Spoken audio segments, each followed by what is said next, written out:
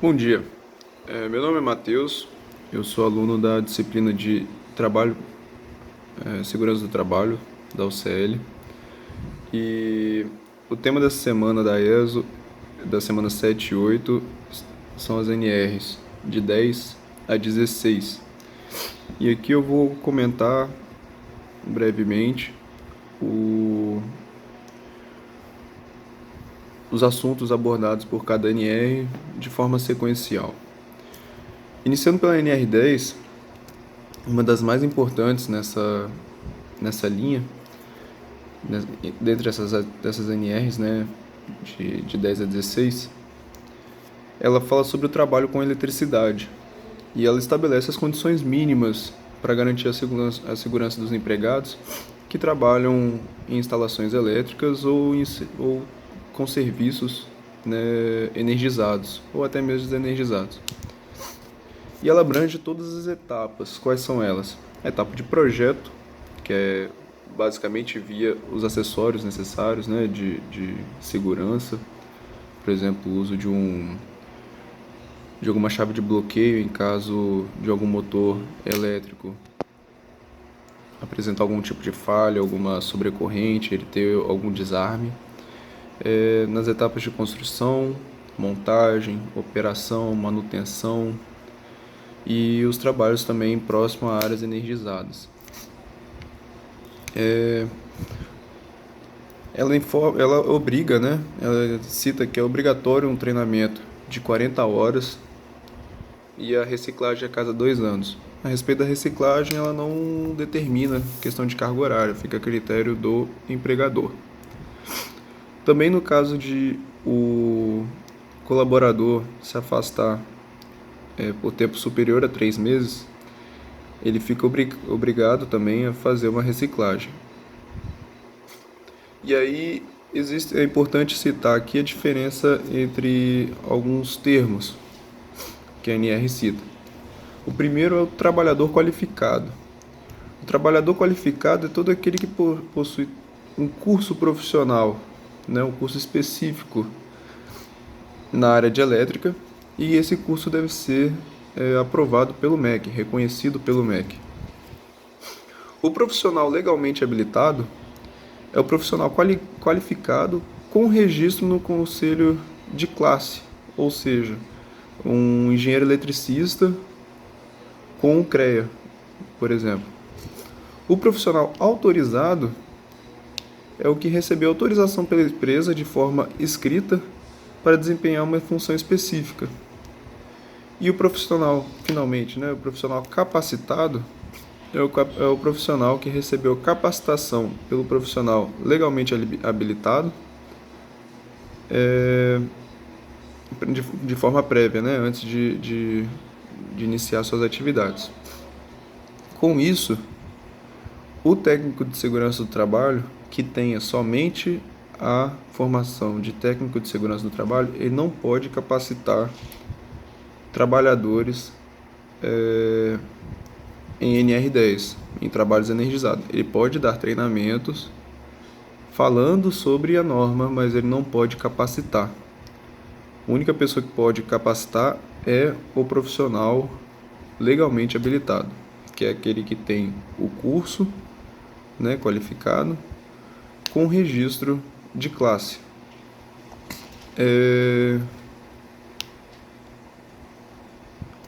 E aí ela cita, né, as medidas de segurança para proteger o colaborador e, enfim.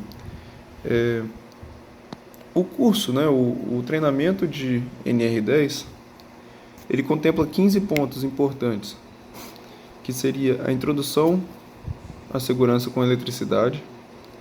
E aí esse tema é por que o trabalhador que vai estar lá na frente de serviço, depois de já ter feito um curso, ser de certa forma especialista em trabalhos elétricos, ele precisa fazer o treinamento de NR10. Simplesmente porque a qualificação profissional muitas vezes não vem com o conhecimento de área, com o conhecimento de como tornar o ambiente seguro. E aí é importante que haja esse compartilhamento de informações e até mesmo para padronização do trabalho em campo. Então, o primeiro ponto é a introdução à segurança com eletricidade. O segundo, os riscos em instalações e serviços com eletricidade. Ali, igual vimos na APR, né, análise preliminar de risco, existem alguns riscos que são comuns a todas as atividades de eletricidade, outras que são comuns em certas situações, por exemplo, o risco de você trabalhar em uma rede de baixa tensão vai ser diferente de você trabalhar numa rede de alta tensão, por conta da diferença de corrente ou algo do tipo. As técnicas de análise de risco é o terceiro tópico. O quarto seria as medidas de controle do risco elétrico. O quinto, normas técnicas brasileiras, que aí abrange a NBR e a ABNT. E aqui tem 3 normas importantes, que é a NBR 5410, que fala sobre instalações elétricas de baixa tensão, NBR 14030, que são as instalações elétricas de alta tensão, e a NBR 5419, que fala sobre o sistema contra descargas atmosféricas. O sexto tópico são as normas regulamentadoras emitidas pelo Ministério do Trabalho e Emprego.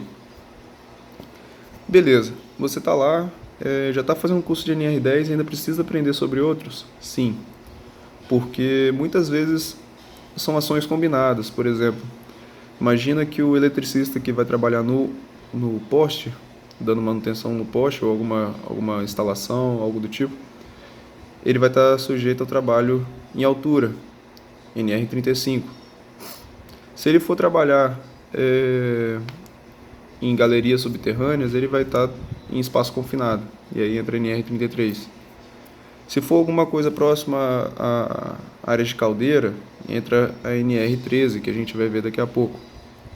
Então, existem vários riscos associados e é preciso que o colaborador tenha conhecimento até para poder executar a análise preliminar de risco. O sétimo item é sobre os equipamentos de proteção individual, como por exemplo protetor facial, capacete, óculos, luvas, botina, o uniforme com isolamento contra alta tensão. O oitavo são os equipamentos de proteção coletivo. O nono são as rotinas de trabalho, que pode ser resumido em forma de procedimentos. O 10º seria a documentação de instalações elétricas, que aí, no caso, vai depender de qual que é a modalidade que a empresa está trabalhando. Seria, por exemplo, escopo de projeto, ordem de serviço, permissão de trabalho, o relatório de inspeção e por aí vai. O 11º seriam os riscos adicionais. O 12º, proteção a combate a incêndio. E aqui é importante frisar que o treinamento de NR10 não capacita brigadistas, mas ele serve como uma fonte de informação para evitar situações de incêndio em instalações elétricas e também com o objetivo de a pessoa saber fazer o mínimo ali para poder controlar a chama, mas não se torna um brigadista. O 13º seriam os acidentes de origem elétrica, principalmente sobre a formação de arco elétrico. O 14º, primeiros socorros, e aqui também quem está fazendo NR10 não se torna um socorrista, mas tem a habilidade para poder ajudar o companheiro ali, o amigo que esteja trabalhando e tenha sofrido algum tipo de acidente, fechou algum curto na pessoa, vai saber como reagir. E o 15º são as responsabilidades do empregado e do empregador. Bom, basicamente, a NR10 ela abrange todos esses pontos. A NR11, partindo para o próximo tópico, que é a NR de transporte, movimentação, armazenagem e manuseio de materiais, ela estabelece os requisitos de segurança a serem observados nos locais de trabalho, no que se refere ao transporte, movimentação e armazenagem e manuseio de materiais. Basicamente, ela exige um treinamento anual de operadores de máquina e de transporte com força motora própria, por exemplo, empilhadeiristas, operadores de caminhão Munk e por aí vai. E aí, todo trabalhador que está qualificado, ele deve ter um crachá, né, uma carteirinha, informando seu nome, se identificando, para poder mostrar que lá tem que estar escrito, né, informando que essa pessoa está habilitada a trabalhar com este equipamento. Além disso, é exigido também um exame periódico anual. A NR12, por sua vez, segurança no trabalho em máquinas e equipamentos, ela foi muito questionada. Por quê? Porque é uma NR que burocratizou muito o sistema e ela dificultou um pouco para os empresários, para conseguir cumprir com todas as exigências. Mas quais são as exigências? Ela estabelece as medidas prevencionistas de segurança e higiene a serem adotadas pela empresa em relação à instalação, operação e manutenção de máquinas e equipamentos, com a finalidade de prevenir acidentes de trabalho. Muitas vezes essas modificações são bem difíceis, né? Você trazer a máquina totalmente enquadrada nas normas já é bem difícil. Existe um padrão, existem os clashes, né, de projeto. E aí, o grande questionamento desta norma é a capacidade das empresas em cumprir essa norma devido à dificuldade de cumprir com todos os pré-requisitos, como eu disse anteriormente. A NR13, juntamente com a NR10, são provavelmente as duas grandes normas aqui, os grandes avanços em segurança a nível nacional. A NR13 ela fala sobre caldeiras, vasos de pressão, tubulações e tanques metálicos de armazenamento. Ela serviu até ela foi tão bem feita que ela serviu como base para um livro, né, um manual sobre instalações de caldeiras e vasos de pressão. Um livro amplamente utilizado aí a nível nacional. Bom, ela basicamente estabelece os requisitos relativos à instalação, operação e manutenção de caldeiras e vasos de pressão com a finalidade de prevenir a ocorrência de acidentes de trabalho. Qual que é a importância disso? As caldeiras são equipamentos que funcionam em alta temperatura e alta pressão. Então, se não tem a manutenção requerida, a máquina pode causar explosões. E aí essas explosões, não só a força da explosão, mas também como a projeção de material e material quente, vapores quentes, reagente químico, enfim, tudo ali tem capacidade para matar as pessoas e muitas pessoas que estão em volta, além de poder também causar grandes incêndios. Então, uma das obrigações que ela estabelece é que o operador tem acesso aos manuais técnicos e o mapa de risco do equipamento. Isso, de uma forma geral, é obrigatório para todas as máquinas, mas ela também reforça essa obrigatoriedade. Também exige os acessórios, né, indicadores de pressão, que são obrigatórios no caso dos vasos de pressão. Também, basicamente, como que ela funciona? Ela lista as irregularidades que estão consideradas como risco grave ou iminente. Exemplo disso são falta de válvulas de segurança, né, PSVs, por exemplo, falta de manômetro, uso de artifício que neutralize o sistema de segurança. E aí, aqui a gente pode citar como exemplo o bypass de alguma tubulação que seja alguma linha de segurança que tá ali para poder proteger o sistema, e aí por algum tipo de falha de sensores momentâneo, alguma coisa assim, alguém vai lá e bypassa esse sistema e o equipamento fica totalmente vulnerável, né? A tubulação ali, se tiver alguma falha, não vai ter sistema de segurança para proteger. Além disso, também o acesso fácil e seguro para atividades de operação, manutenção e inspeção. As pessoas precisam conseguir acessar. Iluminação e ventilação. E a NR13 também fala sobre os riscos, né, para a pessoa que está ali sujeita em contato constante com líquidos inflamáveis, por exemplo, não só líquido, né, gases. Por exemplo, as pessoas que trabalham com abastecimento em postos de gasolina ou até em indústria, elas têm que ter esse treinamento de NR13.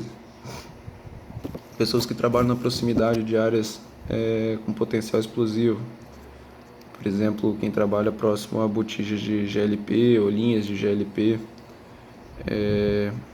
também precisa. Bom, partindo para o próximo tópico, entra a NR14, que fala sobre fornos. E ela estabelece as recomendações relativas à construção, operação e manutenção de fornos industriais no ambiente de trabalho.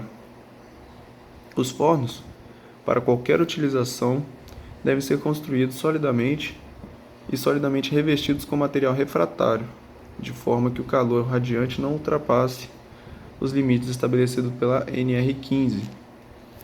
E aí ela tem a tabela lá de limite. A NR15, atividade de operação insalubre, ela define as atividades, operações e agentes insalubres e os limites de exposição a eles. E prevê as medidas preventivas com a finalidade de proteger a saúde dos trabalhadores. E aí, atividades insalubres pode ser, por exemplo, trabalhar em áreas de grande ruído, grande vibração, com vapores tóxicos. E a NR16, por sua vez, que fala sobre as atividades e operações perigosas, regulamenta as atividades e operações consideradas perigosas, entendendo-se como tal aquelas constantes de seus anexos. Né? Tá anexo na norma.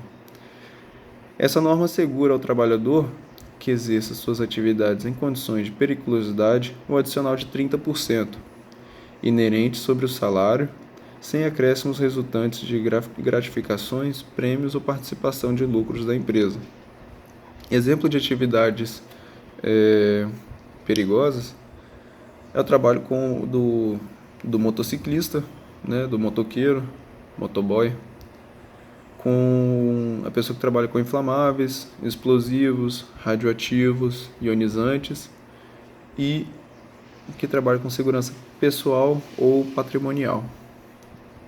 Bom, esse foi um breve resumo sobre as NRs 10 a 16. Obrigado por assistir até aqui.